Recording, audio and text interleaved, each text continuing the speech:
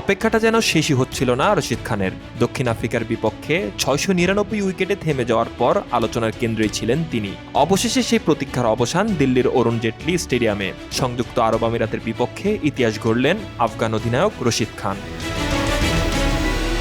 স্বীকৃত টি-20 ক্রিকেটে প্রথম বোলার হিসাবে পৌঁছে গেলেন 700 উইকেটের মাইলফলকে। টি-20-র ব্যস্ত সূচিতে ধারাবাহিক পারফরম্যান্সের এক অনন্য স্বীকৃতি এই অর্জন।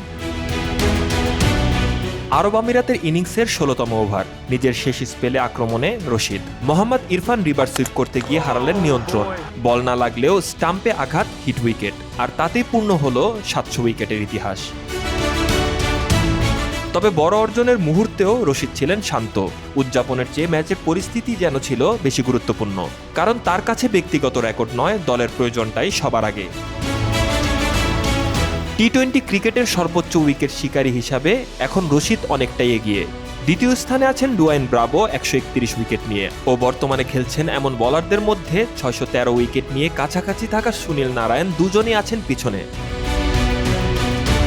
আন্তর্জাতিক টি-20তেও রশিদের আধিপত্য স্পষ্ট।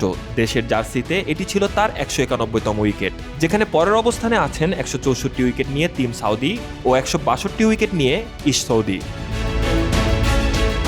এই ম্যাচে আগে ব্যাট করে সংযুক্ত আরব আমিরাত সংগ্রহ করে 9 উইকেটে 160 রান। আর ইতিহাস গড়া এই ম্যাচে আবারও প্রমাণ হলো টি-20 ক্রিকেটে রশিদ খান এখন নিজে এক মানদণ্ড। শাহরিয়ার বাঁধন, স্পোর্টস 24 বিডি।